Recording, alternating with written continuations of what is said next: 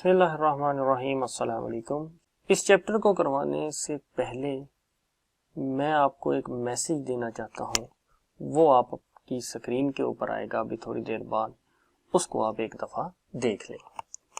इस चैप्टर में से हमने कुछ डेफिनेशंस करनी है। सबसे पहली डेफिनेशन जो है वो है एरिया ऑफ फिगर। अब यहाँ पे है एरिया ऑफ फिगर की डेफिनेशन, द रीजन, कि वो एरिया, इलाका इनक्लोज्ड, बंद हो, बाय द बाउंड्री लाइंस, और किसके साथ, बाउंड्री लाइंस के साथ, ऑफ अ क्लोज्ड फिगर, और वो शक्ल जो है वो बंद हो जाए या क्लोज हो जाए, is called the area of the figure. तो इसकी एग्जांपल है कि यहाँ पे हमारे पास तीन लाइंस हैं और ये तीनों लाइंस अब जो है ये क्लोज हो गई हैं। तो ये जो अंदर वाला एरिया है ये आपका क्या कहलाएगा, एरिया ऑफ अ फिगर। बाहर का नहीं, अंदर वाला, इस क्लोज्ड फिगर का एरिया है।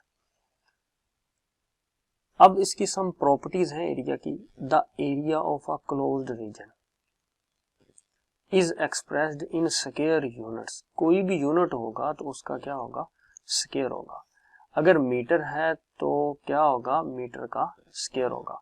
और always a positive real number, हमेशा जो है वो area some positive real number होगा। ये नहीं हम कह सकते कि एरिया नेगेटिव है। मतलब ये कॉमन सेंस की बात है कि एरिया अगर है तो जाहिर सी बात है, एग्जिस्ट करता है एक क्लोज्ड फिगर का, तो वो क्या होगा, always a positive real number. अब हम ट्राइएंगुलर रीजन की बात करते हैं। पहले हमने एरिया ऑफ अ फिगर की सिंपल बात की। The interior of a triangle, अब ये जो अंदर वाला इंटीरियर है, ये जो ब्लैक कलर में हुआ है, is a part of the plane enclosed by the triangle. A triangle region is the union of a triangle and its interior. The three line segments forming the triangle and its interior. अब जो है वो यहाँ पे जो है वो आप क्या याद कर सकते हैं, the interior of a triangle is the part of the plane enclosed by the triangle. आप इतनी भी डेफिनेशन जो है वो तैयार कर सकते हैं। अब नेक्स्ट जो है डेफिनेशन है वो है रेक्टेंगुलर रीजन। रेक्टेंगुलर रीजन की जो है वो डेफिनेशन आप ये याद कर लें, the interior of a triangle is the part of the plane enclosed by the rectangle. या आप ये याद कर लें, a rectangular region is the union of a rectangle and its interior. तो ये आपके पास रेक्टेंगुलर रीजन की डेफिनेशन है। अब ये हमारे पास डेफिनेशन है एल्टीट्यूड की या हाइट ऑफ द पैरेललोग्राम। मतलब altitude of a parallelogram and height of the parallelogram. अब इसकी डेफिनेशन है, if one side of a parallelogram is taken as its base. अगर पैरेललोग्राम की एक साइड को आप बेस कह देते हैं, द परपेंडिकुलर डिस्टेंस, और जो परपेंडिकुलर डिस्टेंस होगा, जो अमूदी फासला होगा between the side and the side parallel to it, एक साइड और उसके पैरेलल साइड के दरमियान, इज कॉल्ड द एल्टीट्यूड। वो आपका क्या कहलाता है, एल्टीट्यूड कहलाता है। एल्टीट्यूड ऑफ अ पैरेललोग्राम या हाइट ऑफ अ पैरेललोग्राम के बाद है एल्टीट्यूड और हाइट ऑफ द ट्राइंगल। इसकी डेफिनेशन है, if one side of a triangle is taken as its base, उधर हमने पैरेललोग्राम का वर्ड यूज किया था, यहाँ पे ट्राइंगल का।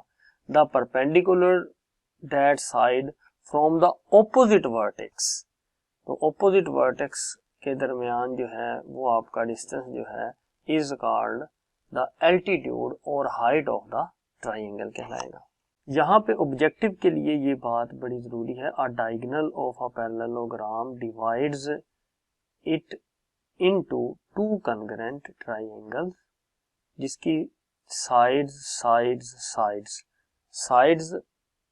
इक्वल होती हैं and hence of equal area, और उनका एरिया भी इक्वल होता है। मगर अगर बात यहाँ पे क्या कह रहा है मैं आपको एक्सप्लेन करता हूँ। अगर पैरेललोग्राम में डायगोनल डिवाइड कर रहा हो उस पैरेललोग्राम को, देन हमारे पास टू कॉन्ग्रुएंट ट्राइंगल्स वजूद में आती हैं जिनका जो है वो एरिया भी इक्वल होता है और वो दोनों ट्राइंगल्स सेम भी होती हैं। कॉन्ग्रुएंट उसी को कहते हैं जो शेप और साइज दोनों के लिहाज से वो एक जैसी है।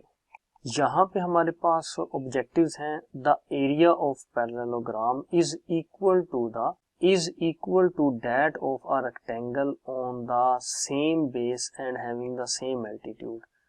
तो वो ये कह रहा है कि रेक्टेंगल और एरिया ऑफ पैरेललोग्राम अगर बेस और उनका एल्टीट्यूड सेम है तो वो एरिया पैरेललोग्राम का और रेक्टेंगल का सेम होगा। दोबारा मैं एक्सप्लेन करता हूँ, बेस सेम हो, एल्टीट्यूड सेम हो, अगर किन का, रेक्टेंगल का और पैरेललोग्राम का बेस और एल्टीट्यूड सेम हो, देन उनका एरिया भी क्या होता है, वो सेम होता है। एरिया ऑफ अ पैरेललोग्राम का फार्मूला आपने याद करना है, बेस मल्टीप्लाई बाय एल्टीट्यूड। सबसे इम्पोर्टेंट बात जो है वो इस चैप्टर नंबर 16 में मोस्ट इम्पोर्टेंट चीज़, अगर आप ऊपर से जो है वो कुछ भी नहीं करना चाहते तो आप सिर्फ इतना कर लें कि ये सेकंड क्वेश्चन और थर्ड क्वेश्चन रिव्यू एक्सरसाइज का इसको कर लें तो आपका जो है वो अच्छा जो है वो पेपर अटेम्प्ट हो जाएगा इस चैप्टर में से। ये डेफिनेशंस मैंने जो है वो आपको ऊपर एक्सप्लेन कर दी हैं और ये जो है वो क्वेश्चन जो हैं, ये दोनों क्वेश्चन जो हैं ये मैं आपको रिव्यू एक्सरसाइज का जो है ये करवा देता हूँ। ये हमारे पास क्वेश्चन नंबर 2 का फर्स्ट पार्ट है, हमने फाइंड द एरिया करना है। तो ये हमारे पास जो है ये एक रेक्टेंगल बनी हुई है, ये शेप जो है रेक्टेंगल है। हम जानते हैं कि ये जो है अगर ऑपोजिट साइड, ये साइड और ये साइड और ये दोनों ऑपोजिट साइड इक्वल हो और यहाँ पे 90 का एंगल हो तो ये आपकी कौन सी शेप होती है, ये रेक्टेंगल होती है। तो हमने इसका क्या फाइंड करना है, हर शेप का हमने एरिया फाइंड करना है। तो एरिया ऑफ रेक्टेंगल का फार्मूला क्या होता है, एरिया ऑफ रेक्टेंगल का फार्मूला होता है लेंथ मल्टीप्लाई बाय विड्थ।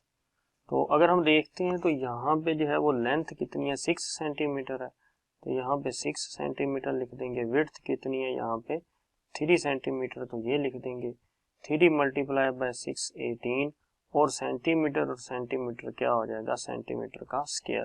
तो मैंने पीछे भी आपको बताया कि यूनिट स्क्वायर जो है वो एरिया में आता है। तो यहाँ पे एरिया ऑफ अ रेक्टेंगल क्या हो जाएगा आपका 18 सेंटीमीटर स्क्वायर हो जाएगा। ज़्यादा बेहतर यही है कि आप एरिया ऑफ रेक्टेंगल लिखें, सिंपल एरिया से बेहतर है ये। सेकंड पार्ट है हमारे पास, ये शेप बनी हुई है, ये कौन सी शेप है, ये स्क्वायर है और एरिया हमने फाइंड करना है। एरिया ऑफ अ स्क्वायर का फार्मूला होता है लेंथ का स्क्वायर और बाद जगह पे ये लेंथ मल्टीप्लाई बाय लेंथ भी लिखा जाता है। तो अब जो है हमने एरिया ऑफ स्क्वायर फाइंड करना है, ये सॉल्यूशन है area of square.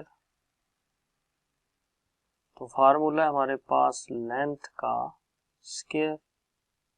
Her shape का फार्मूला डिफरेंट है, ये जहन में रखिएगा। पहले आपको हर शेप के एरिया का फार्मूला जो है वो आना चाहिए, देन जो है ये क्वेश्चंस बहुत इजी हैं। सिर्फ वैल्यूज पुट करनी है। लेंथ यहाँ पे कितनी है इस शेप में 4 सेंटीमीटर, तो 4 सेंटीमीटर का स्क्वायर।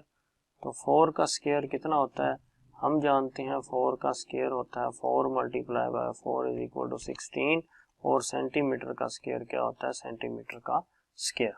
थर्ड पार्ट है हमारे पास, ये हमारे पास एक पैरेललोग्राम है। पैरेललोग्राम में ये आपके पास जो 8 सेंटीमीटर है ये बेस होता है और ये 4 सेंटीमीटर जो है ये एल्टीट्यूड होता है। और एरिया ऑफ पैरेललोग्राम जो है वो हम जानते हैं वो है बेस मल्टीप्लाई बाय एल्टीट्यूड। तो बेस हमारे पास 8 सेंटीमीटर है, एल्टीट्यूड हमारे पास 4 सेंटीमीटर है। तो हम जो है वो सोल्यूशन कैसे करते हैं, आप लिखेंगे सोल्यूशन में, अगर आप एक्सप्लेन करके लिखना चाहते हैं तो आप पहले लिख दें बेस जो है वो 8 सेंटीमीटर है, फिर आप उसको पेपर में लिखेंगे एल्टीट्यूड जो है वो 4 सेंटीमीटर है, फिर आप लिखेंगे वी नो डैट, आपके पास जो फार्मूला है वो लिखेंगे एरिया ऑफ पैरेललोग्राम ग्राम जो है उसका एरिया क्या है, बेस मल्टीप्लाई बाय एल्टीट्यूड। उसके बाद हम क्या करेंगे, बेस जो है उसकी वैल्यू जो है वो 8 सेंटीमीटर है, वो पुट कर देंगे। एल्टीट्यूड की 4 सेंटीमीटर है, वो पुट कर देंगे। 4 और 8 को मल्टीप्लाई किया 32 और सेंटीमीटर को मल्टीप्लाई किया तो सेंटीमीटर स्क्वायर आंसर आ जाएगा।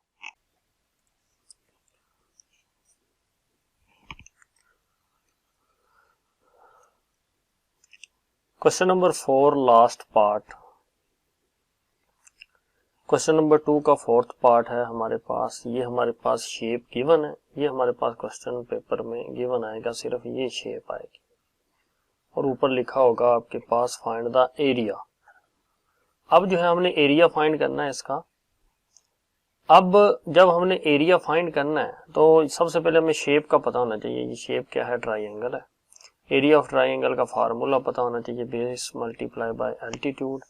इस सवाल में बेस जो है वो 16 सेंटीमीटर है और एल्टीट्यूड जो है वो 10 सेंटीमीटर है।